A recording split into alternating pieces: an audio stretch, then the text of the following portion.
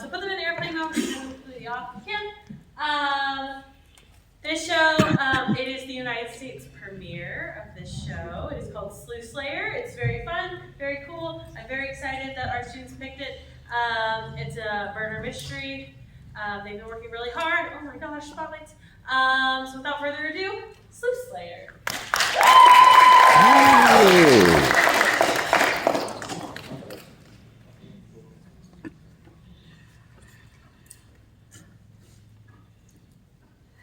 And what time did you return to your quarters last night, Miss Lucy? Normal time, you know. Well, I'll tell you, 2 o'clock in the morning. Was it? Oh, I meant to be back by 12, but I always get the big and little mixed up, see? After all, I'm only a simple maid, Mr. Craddock. Yes. And what were you doing in all that time? I was taking in the summer air. Till 2 o'clock in the morning. Yeah! I love air. I can't get enough of it. I live and breathe it. You weren't, perhaps, taking in the summer air at the Coach and Horses by any chance? No! No. Well, could you kindly make a little less noise next time you return from one of your air raids? Yes, Mr. Craddock. I'll take that as an air raid warning. Good. I'm sorry if I disturbed you. And Mrs. Oliver. You disturbed me, but I have no clue about Mrs. Oliver. Oh, I didn't suggest you and her were up to anything, Mr. Craddock. Well, let me assure you that Miss Oliver and I are not up to anything. We're just good friends. She is a fine cook. Yeah, she said you can't keep her hands off her puddings.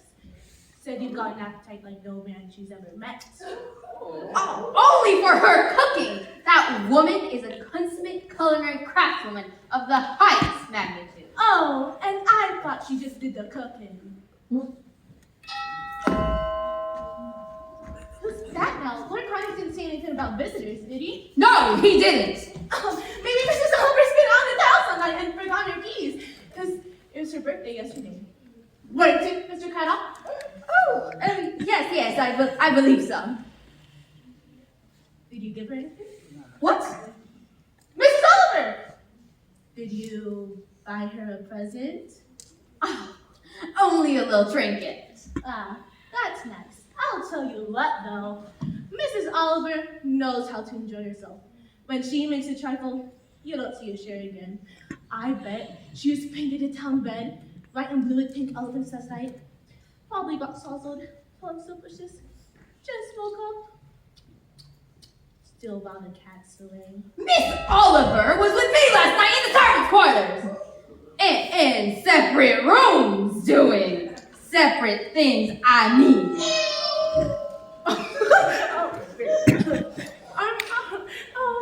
Don't worry, Mr. Craddock. I know exactly what you mean. All right, hold your horses. We're coming. I feel like Edward Rhoda sometimes with all them bells ringing. I bet you like cross the model sometimes, don't you, Mr. Craddock? Oh, run along now, Lucy. I shall handle this. Yes, Mr. Craddock. But don't run. It's Friday the 13th. We don't want anyone doing themselves a mischief. Now do we? No, Mr. Craddock. The name's Holmes. Shylock Holmes. And you are? Ooh, Craddock. The butler. May I come in? Oh, yes. Thank you. Put that way, Mr. Holmes. This is a non-smoking, stately home. And Lord Carney is very particular about. Don't worry about it. No tobacco, you see, I just do it for dramatic effect. Credit, you say? You're not related to the Struggler Strangler, are you? What? No, I don't think so. by any chance? Well, someone is. What is this? An invitation. An anonymous invitation, but an invitation nonetheless. As one of the world's most famous detectives, That's Miss Brennan should say the world's most famous detective. you are hereby cordially invited to Carter's Hall on the evening of Friday the 13th of August to assist in the detection of a cruel, callous, cold-blooded murder. But please bring a bottle. Aftershave is all I can find. Suspicion for men. Well, we aren't expecting anyone for dinner, Mr. Holmes. And there's been no murder. So I am very sorry that you have wasted the trip. But, Let's wait a little while, shall we? You would object if I stayed, would you? well, no. Excellent! I don't suppose my assistant, Dr. Watson, has arrived yet. No. You can never get a hang of that sat nav. Excuse me, Mr. Holmes. Of course! As your back is turned, I'll snoop around if you don't mind. Of course, sir, be my very nosy guest. Oh, thank you. I'm not too late. Late. Late for what, Heather? Why for the murder, of course. And there's no need for formalities. It's Miss Marvel, and you are. Crowley, the butler. And to answer your question, ma'am, there is no one's of any murder because we haven't had one. Oh, not yet. We haven't. You're not related to Cecilia Craddock, the godmother garroter, are you?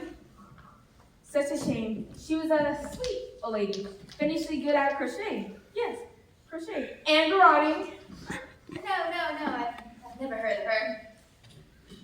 What a trying place you have here, Mr. Craddock. But then, in my experience, murders happen in the grandest of locations. Isn't that right, Mr. Holmes? If you say so, Miss Marvel. Yes, I remember back in 1952, or was it 1953? Anyhow, I saw an intriguing murder at a charming old vicarage in the beautiful little village of, now, where was it? Saved by the Bell. Excuse me, both.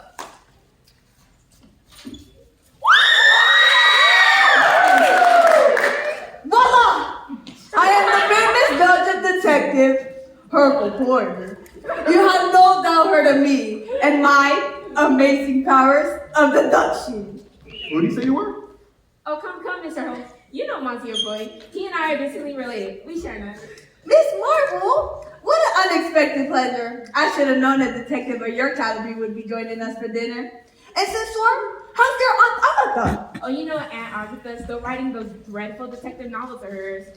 I keep telling her, but she don't want to listen to me. Hercule Poirot, the greatest detective to ever come out of Belgium. The only detective to come out of Belgium. You're quite right, Hercule. I mean, who's ever heard of a coroner called Agatha?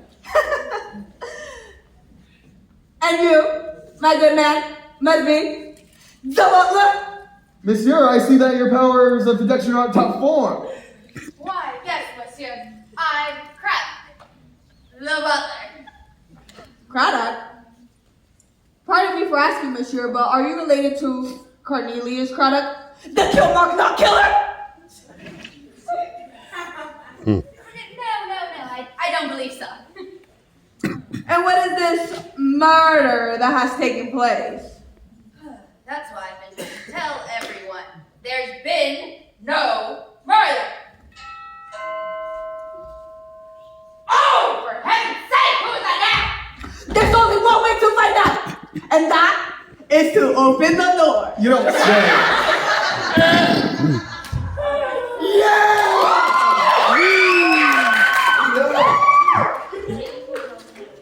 Detective Chief Inspector. As you wish, Detective Inspector. Hey, I do it! Get it right, lad. It's Detective Chief Inspector. And anyone who says different is gonna answer to me. You can? Ken. No, I'm not Ken. Oh, we got a smart aleck, eh? Alec. No, I'm John. John Craddock, the butler. Hello, DCI Hacker. We haven't seen you at the Transcendental Meditation classes lately. No, you see, I wanted to discover my inner chi before progressing to the next level of consciousness, you know?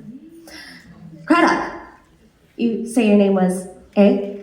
You wouldn't be related to a certain Charlie Craddock, would you? The pristine poisoner? Charlie? Oh, no, we don't have Charlie's in our family. No? Well, you're Big Time Charlie in my book. And I'm gonna be keeping my beady little eyes on you. Understand? Yes, yes, Detective Chief Inspector. So, who's been murdered then? Anyone interesting? No one. Yet. Well, I can hang around here all day waiting for someone to pop their clogs. I got a salsa class at 8. Oh, excuse me. Again.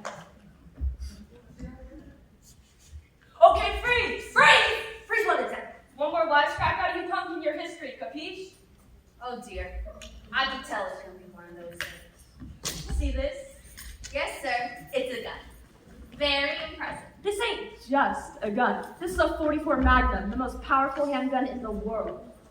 I'm sure it is, sir, but It can blow your head clean off. well, I am in absolutely no doubt that this gun could swiftly and in the most deadliest of manners remove my head from my shoulders. But You could run if you want. run? I haven't got time to run. I'm too busy answering this door. But you gotta ask yourself one question. Do I feel lucky? Do I feel lucky? Well, do ya, punk? This is the butler. Craddock. Oh. Sorry, I guess I got a little carried away there. Hey, you have any family in the States? Oh, down there. The Cradlocks don't travel well. Oh, well, you're just the spit of Joe Craddock, an English man with a taste for American blood, in the States' most wanted felon. Or English Joe, as we call him. Well, you Americans have such an imagination. I don't believe I have the question. Oh, Dirty Larry, ma'am. Miss Marvel. If there's a dirty job, I'm your man. Oh, well, I've been needing to get my dentistry for some time now. I'll keep you in mind. Oh, thanks, ma'am. Sorry if I spooked y'all there. You see, I just got this invitation. It says there's been a homicide. Oh, that, yes. We want about them. You, me, Mr. Holmes, Monsieur Foy, Mr. Haggard. But I am pleased to say that we are currently homicide free. Now, try to expect any more detectives, only without murder itself. I'm not sure what I'm gonna do with you all. I know we could all have to give a clue while we're waiting. Aha! What, monsieur? We 5 detectives will soon become 6. And pray tell, how did you deduce that, Mr. Holmes? Elementary, dear Marvel. On the top of my invitation, it says 1-6. Meaning? It is the first of 6 invitations. Well, if you all excuse me, I must go inform Lord Carnage of your arrival. Of course. Mind how you go. We'll have 6 detectives all in the same Stanley home. How very exciting. Now, all we need is a murder. Was that a cat? That was the cat. Oh.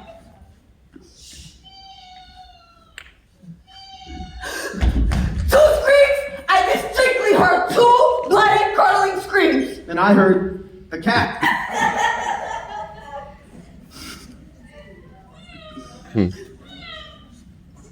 No, it can't be.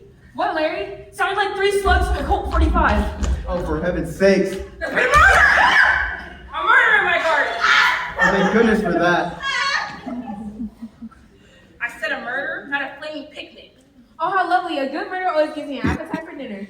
In fact, I once saw an intriguing murder back in 1958, or was it 1959? Anyhow, it all took place in a charming old vicarage in the beautiful little village of... There's been a murder? About time. We're all flaming mad. Titchmark. What's wrong? What's this about? A murder? I found a body. My resting pad. It's stillborn. A body? Who is it? Lord Carnage? His son George? His daughter Rose? Is cat? I don't know. He's face down on my prize pumpkin. It's butchered my chances of winning best orange vegetable at the county show. But you have to swallow it on you. I was right.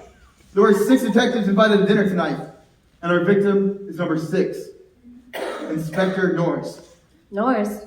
That strapping copper from Oxford. He's no loss. All the more murders for us to solve. Titchmarsh, what did he find? Like I said, he was face down with the guardian fork sticking out of his back. One of my best ones, so they don't come cheap. I see. When your gardening tools killed him. Inspector Norris was a big man. It wouldn't need someone large or require someone like him. Someone like you, Mr. Titchmarsh. Me? You're not seriously suggesting that Mr. Titchmarsh is a murderer. I didn't kill no one. That's a double negative. It means you killed him. A confession if you like. Killed him? I didn't even know him. All I know is he squashed my prized pumpkin. 12 months of hard pumpkin graft down the drain.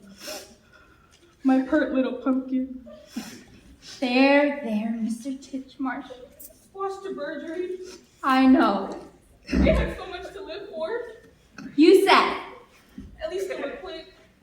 What? My hurt little pumpkin. She wouldn't have known much. She wouldn't have suffered. This man is not our murderer. No. He's right. There's no motive. So I deduce that the murderer wanted Lord Carnage dead. Well, I would have thought that with a pitchfork sticking out of his back. Wouldn't you? Listen, y'all can sit around waiting for your fancy 5-course dinner, but when it comes to homicide, I like to get straight down to work. Let's kick some ass. Kick some ass? You mean harm a defenseless donkey? No, ma'am. I mean the killer's out there somewhere, and I'm gonna find him. All on your own, monsieur? No, you will all be working for me. I'm taking over this investigation. Oh, yeah? Who says so, son? My 44 Magnum says so. Hey, fair enough, fair enough. Now where's the stiff? The stiff what? The body? I told you. He's face down on my prized pumpkin. My beautiful, special prized pumpkin. Can we skip the obituary? Now, once I've grabbed a coffee, a pretzel, and a half a dozen donuts from the kitchens, I'm gonna go investigate this body. Y'all can stay here and keep an eye out for anything unusual. Wait. Don't you put trampling on my tomato from your big Yankee boots. It's tomatoes. Who does he think he is? Coming in here, swaggering around, playing the big tough guy? Curious fellow. Yes. He says tomatoes. Well, we say tomatoes. And I say tomatoes. And I say deep fried Mars bars. So are we all gonna sit around on our backsides while Flash Larry does all the detective work for us? Yes, for a moment.